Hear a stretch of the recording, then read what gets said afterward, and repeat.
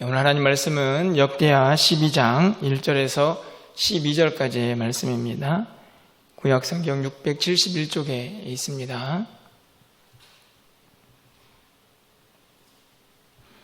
역대하 12장 1절에서 12절까지의 말씀을 한 절씩 교독하고 12절은 함께 읽도록 하겠습니다.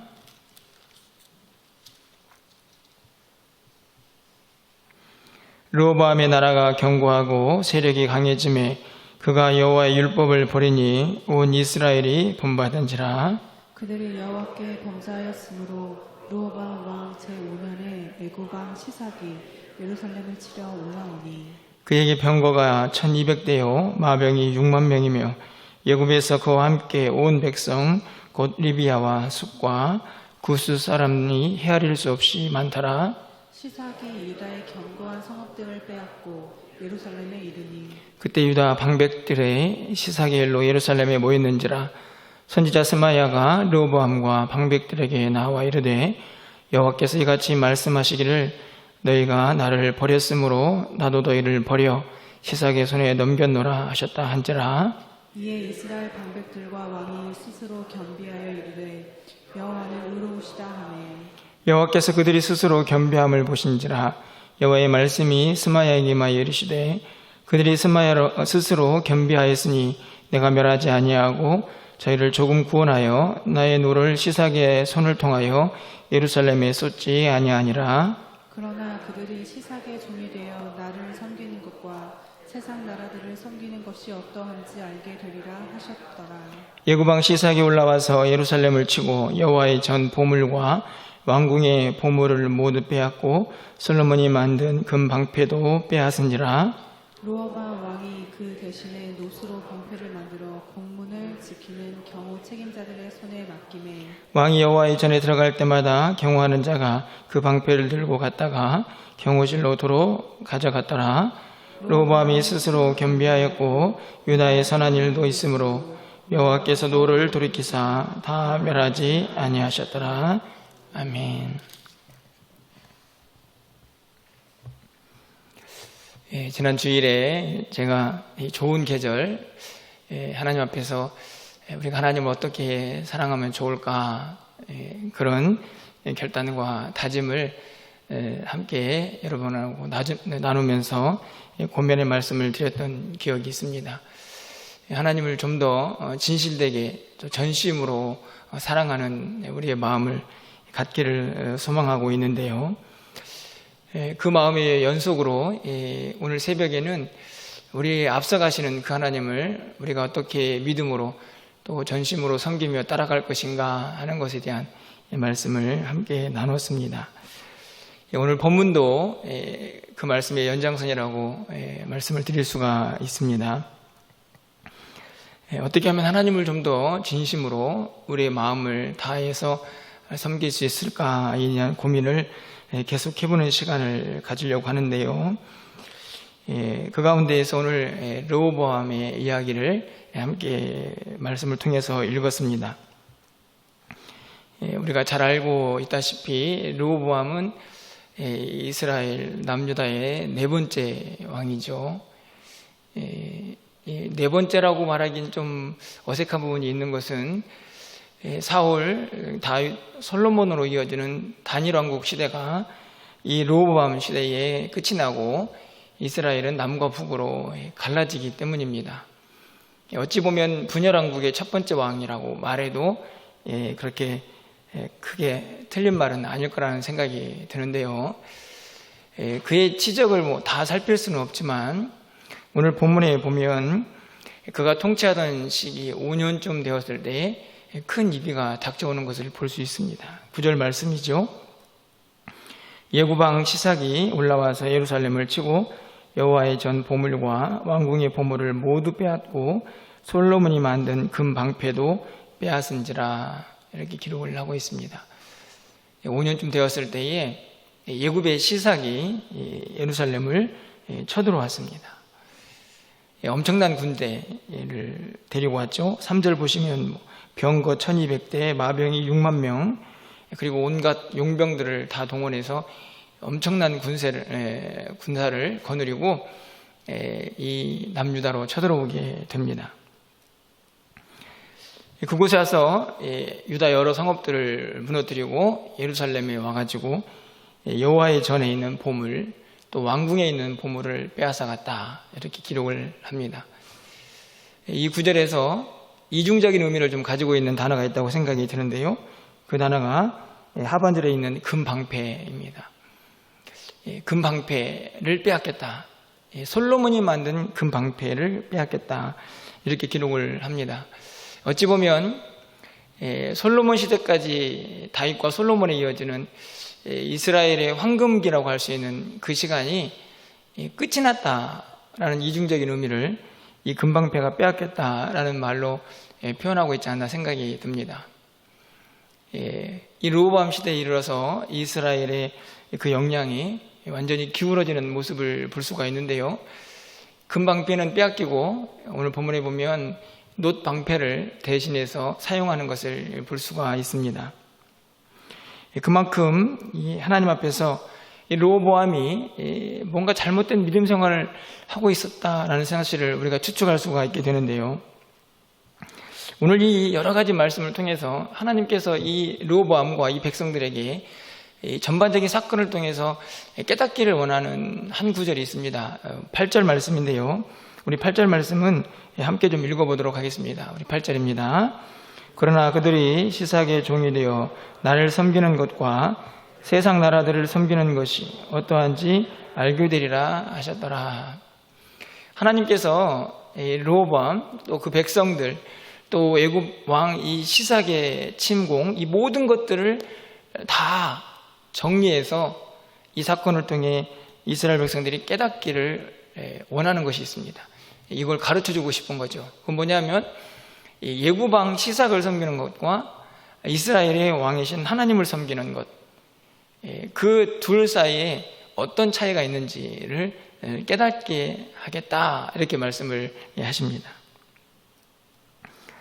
조금 더 구체적으로 말하면 누구를 섬기는 게 더 좋은지 그 백성들이 알아야 한다, 이런 의미일 것 같고요. 조금 더 이 본문을 해석한다고 하면 하나님의 마음이 애굽 왕 시삭을 섬기는 것이 아니라 하나님을 섬기는 백성으로 다시 돌아오기를 바라는 그 마음도 이 8절 속에 담겨져 있다고 생각이 듭니다. 누구를 섬기는 게 정말 좋은 것인지 그 백성들이 깨달았으면 좋겠다 하는 그 마음을 오늘 8절이 담고 있는 것이죠. 저는 이 구절이 오늘 이 땅을 살고 있는 우리 모두에게도 그대로 적용이 된다고 생각이 듭니다. 우리가 이 세상을 살아가는 동안에 하나님께서 우리에게 원하시고 바라시는 것이 있다고 하면 세상을 섬기는 것이 더 좋은지, 정말 오직 하나님만을 바라보면서 하나님만 섬기는 것이 더 좋은지 우리가 정말 제대로 깨닫고 그렇게 살아가기를 바라시는 것이죠. 하나님께서 왜 이스라엘 백성들과 르호보암 왕에게 이와 같은 말씀을 하셨는지 르호보암 왕의 신앙을 함께 좀 살펴보려고 합니다. 1절 말씀을 좀 가서 보시면 이렇게 기록이 되어 있습니다. 르호보암의 나라가 견고하고 세력이 강해짐에 그가 여호와의 율법을 버리니 온 이스라엘이 본받은지라. 이 구절을 보면 굉장히 아이러니하게 다가오고 한편으로 보면 매우 슬픈 구절이라는 생각이 듭니다.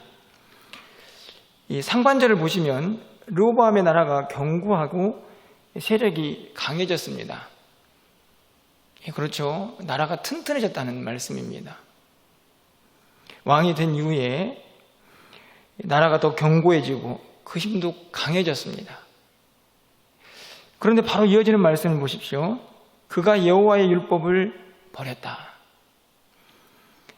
온 이스라엘 백성들은 또 그것을 본받았다. 분명히 상반절까지는 이 은혜 아닙니까? 놀라운 일이죠. 나라가 견고해지고 강해졌습니다. 얼마나 기쁜 일인가요?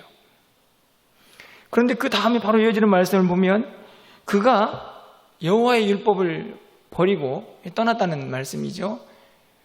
그리고 이스라엘 백성들은 또 그것을 본받아서 그 백성들도 율법을 하나님을 떠나고 하나님의 말씀을 떠나는 그런 잘못을 범하게 됩니다. 이 말씀을 그대로 보면 이래야 정상이 아니겠습니까? 르호보암의 나라가 견고해지고 세력이 강해지니 그가 하나님의 율법을 더 순종했더라. 이렇게 되어야 할 것 같은데 분명히 앞에서는 강해지고 견고해졌는데 그러자 오히려 하나님을 떠나버리는 이 왕의 모습을 볼 수 있습니다. 무엇 때문일까요? 성경은 이 사실을 정확하게 설명하고 있지는 않지만 우리가 쉽게 추측해 볼 수 있습니다. 앞에서 강해지고 그리고 세력이 힘있게 되고 그리고 나라가 견고해지는 그 모든 일들을 그 이후에 그 일들이 어떻게 일어났다라고 이 왕이 생각했을까요? 아마도 내가 잘해서 내가 통치를 잘하고 내가 잘 다스려서 이 나라가 견고해지고 세력이 강해졌다 라고 생각을 한 것 같습니다. 교만해진 것이죠. 그러다 보니 하나님은 안중에 없어진 것입니다. 하나님의 율법을 따라야 할 그의 백성과 그의 모습은 사라져버리고 그 안에 주님 주신 은혜와 형통은 다 뒤로 하고 나 자신에 대한 교만, 그것이 싹트면서 하나님을 떠나버리게 되는 안타까운 모습을 보게 됩니다. 분명히 그 나라가 견고해지고 강해진 것은 은혜라고 말할 수 있습니다. 그런데 오히려 그 은혜가 이 르호보암에게는 독이 되는 것을 볼 수 있습니다. 안타깝죠?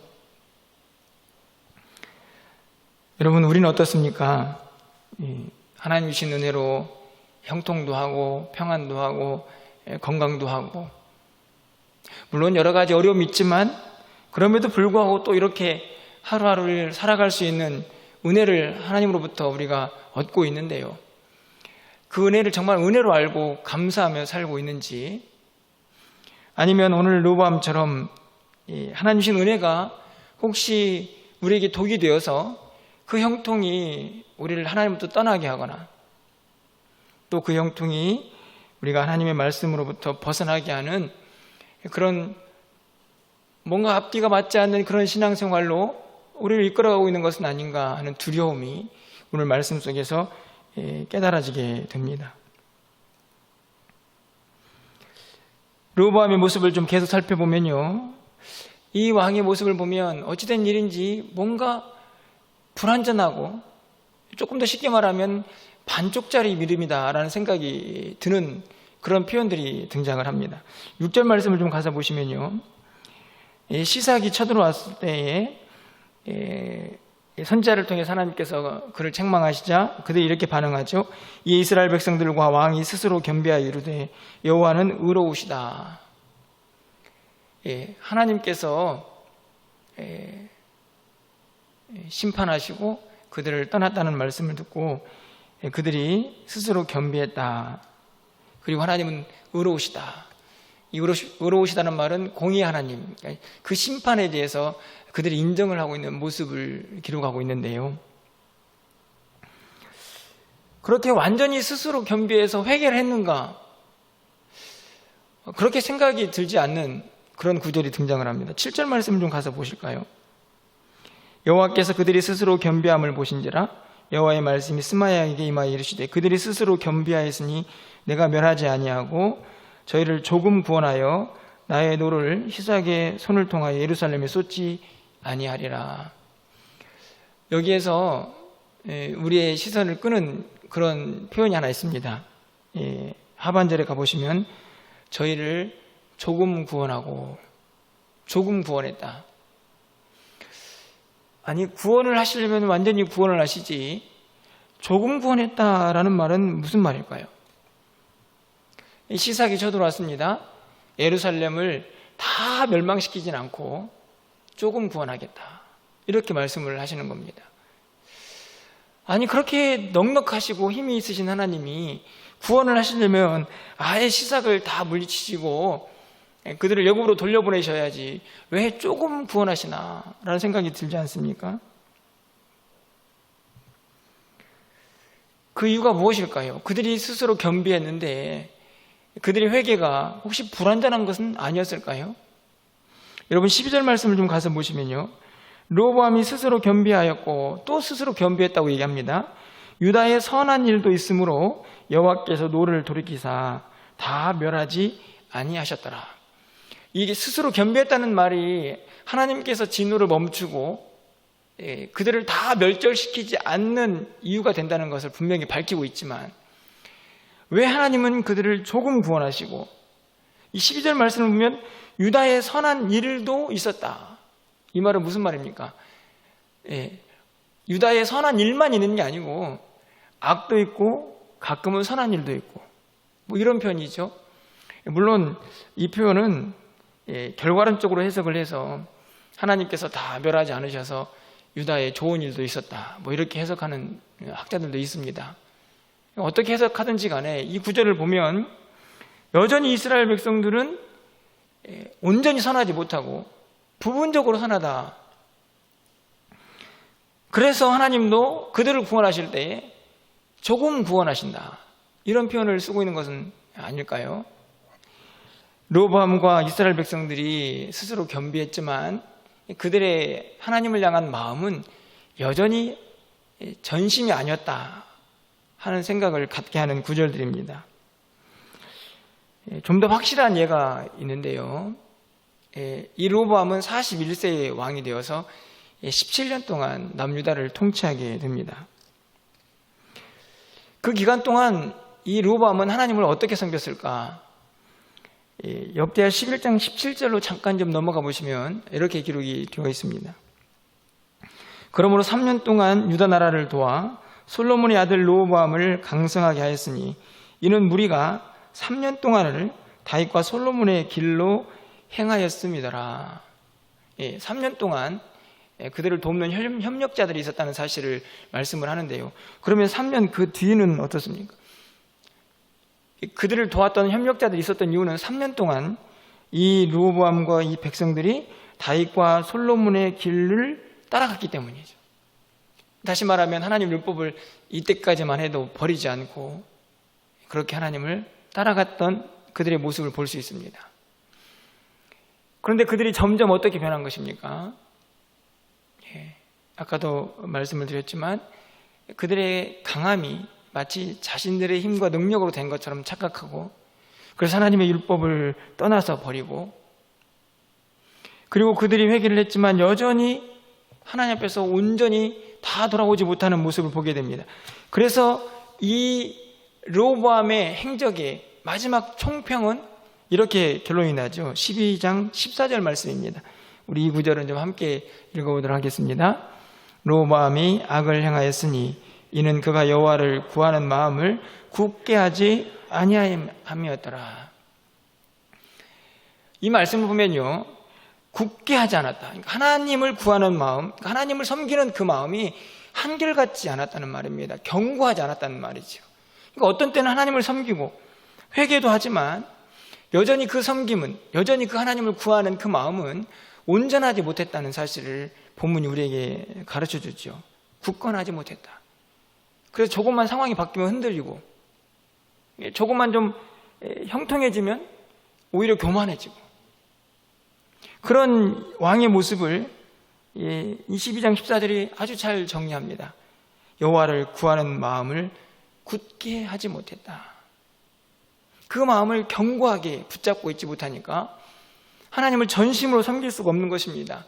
어떤 상황에서도 하나님을 의지하는 그 믿음을 간직할 수가 없었던 것이죠. 여러분, 지난 주일 설교가 혹시 기억이 나십니까?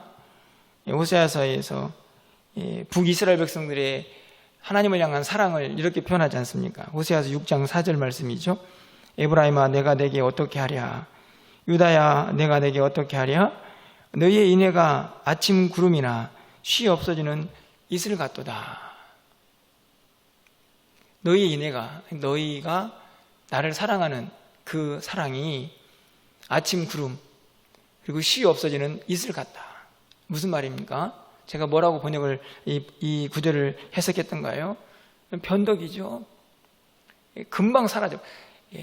하나님을 사랑합니다 고백했다가 돌아서면 내가 언제 하나님을 사랑했나, 그런 모습으로 이스라엘 백성들이 살았다는 것입니다. 저는 오늘 12장 14절에 여로보암 왕의 모습도 다르지 않다고 생각이 듭니다. 굳건하지 못했다는 말은 그 마음도 여전히 변덕스러웠다는 말이죠.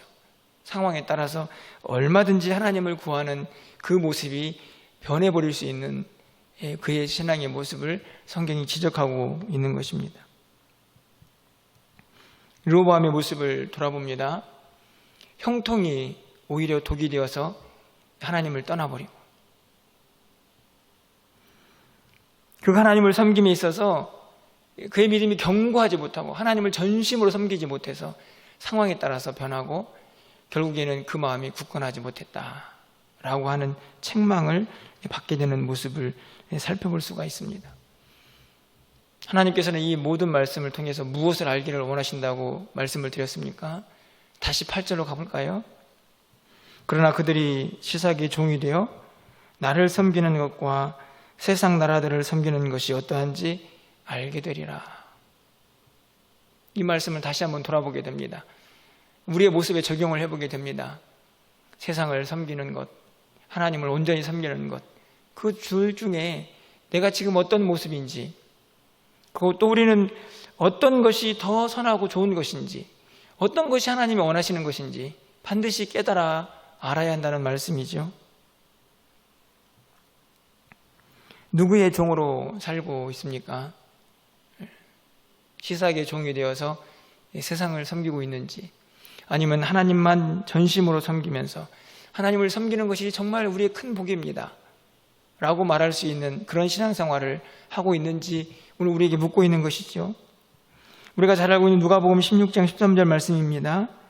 집 하인이 두 주인을 섬길 수 없나니 혹 이를 미워하고 저를 사랑하거나 혹 이를 중히 여기고 저를 경히 여길 것임이니라.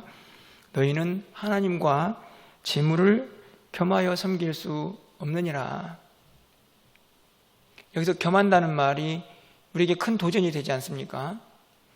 단순히 재물만이 아니죠. 이 세상에 있는 모든 것들을 우리는 하나님과 함께 겸하여 섬길 수 있다고 착각하고 있는 것은 아닌가. 하나님께서는 우리가 하나님을 섬기고 하나님을 구한다고 할 때에 우리의 모든 것이, 우리의 전심이 하나님을 향하기를 원하고 있는데, 어찌된 일인지 우리는 늘 어중간하게 중간에 서서 둘을 다 겸할 수 있다라고 그렇게 살고 있는 것은 아닌가 돌아보게 되는 것입니다. 여러분, 우리의 헌신, 우리의 섬김, 우리의 예배는 어떻습니까?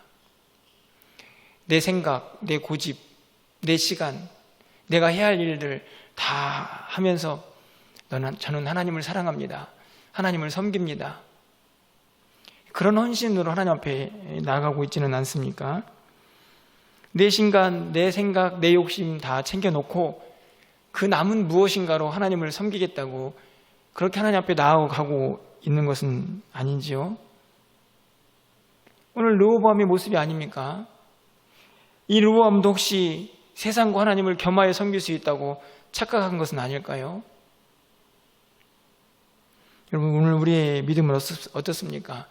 정말 우리의 전심을 다하여, 우리의 온 마음을 다하여 하나님만 섬기고 계십니까?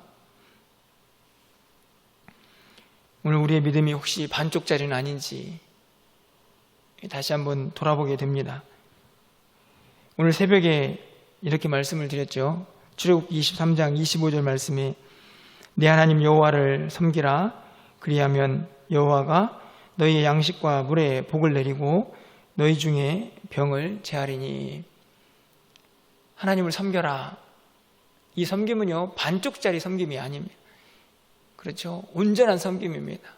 내 모든 것을 다해서 하나님을 바라보고 하나님만 쫓고 하나님만 사랑하는 것이죠.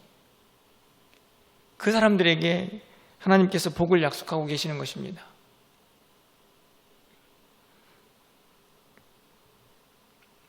오늘 하나님께서 르호보암과 이스라엘 백성들에게 말씀합니다. 어떠한지 알게 되리라. 누구를 섬기는 것이 더 좋은지 알게 되리라. 말씀을 통해서 돌아보면 그들이 이 사실을 깨닫는 데에는 너무나 큰 대가가 치러지게 되었습니다. 성이 무너지고 백성들은 외부의 침입에 의해서 고통을 당하고 하나님의 성전의 보물도 왕궁의 보물도 빼앗기게 되죠. 비참한 하나님의 백성의 모습으로 이방인 앞에 서게 되는 그 처절한 대가를 치르고서 어떻게 되는지 알게 될 거다라는 이 말씀, 그들의 깨달음, 어떠한지 알게 될 것이라는 이 깨달음, 너무나 큰 대가를 지불한 것이 아닌가요? 간절히 바라기는 우리가 신앙생활 하는 동안에 이런 엄청난 대가를 지불하지 않고도 하나님만 섬기는 것이 얼마나 행복하고 즐거운 일인지, 그것이 얼마나 우리에게 큰 복인지를 우리가 알고 살았으면 좋겠다라는 생각을 갖게 됩니다. 그런 마음으로 한순간도 좀 하나님을 떠나지 않고 우리의 전심을 다해서 하나님만을 바라보고 하나님만을 섬기며 살아갈 수 있는 우리 모두가 되기를 간절히 소망해 보는 것입니다. 새로운 달이 시작이 되었습니다. 우리의 매일매일이 어떤 일을 통해서, 그것을 통해서 어떤 대가를 지불하고 고통을 당하고 시험을 겪고 유혹에 넘어지고 그런 대가를 지불한 후에야 내가 하나님을 섬기는 것이 참 좋았는데, 이런 깨달음이 아니고 그냥 매일매일의 삶에서 늘 하나님과 동행하며 하나님과 함께하는 것이 얼마나 큰 복인지를 우리가 좀 깨닫고 감사하면서 그렇게 살아갈 수 있기를 소망해 봅니다. 우리에게 주신 은혜가 독이 되지 않기를 바라고, 그 은혜가 우리에게 감사가 되고 하나님께 영광이 되고 찬양이 되는 그런 은혜를 누릴 수 있었으면 좋겠습니다. 뿐만 아니라 우리의 믿음이 좀 어떤 상황 속에서도 하나님을 구할 때에 흔들림 없이 굳건했으면 좋겠습니다. 오늘 하나님께서 르호보암의 그의 삶을 평가하시며 하나님을 구하는 데 마음이 굳건하지 못했다, 이렇게 말씀을 하고 있는데, 하나님께서 우리를 보실 때는 우리가 전심을 다해 어떤 상황 속에서도 흔들림 없이 마음을 단단히 붙잡고 하나님을 섬깁니다 라는 그런 평가를 받을 수 있도록 우리의 매일매일의 삶이 주님의 은혜 가운데에서 하나님을 섬기는 그 은혜가 얼마나 크고 복된 일인가를 늘 감사하면서 그렇게 10월 한 달 또 우리의 남은 삶을 살아갈 수 있는 저와 여러분이 되시기를 주님의 이름으로 축원합니다.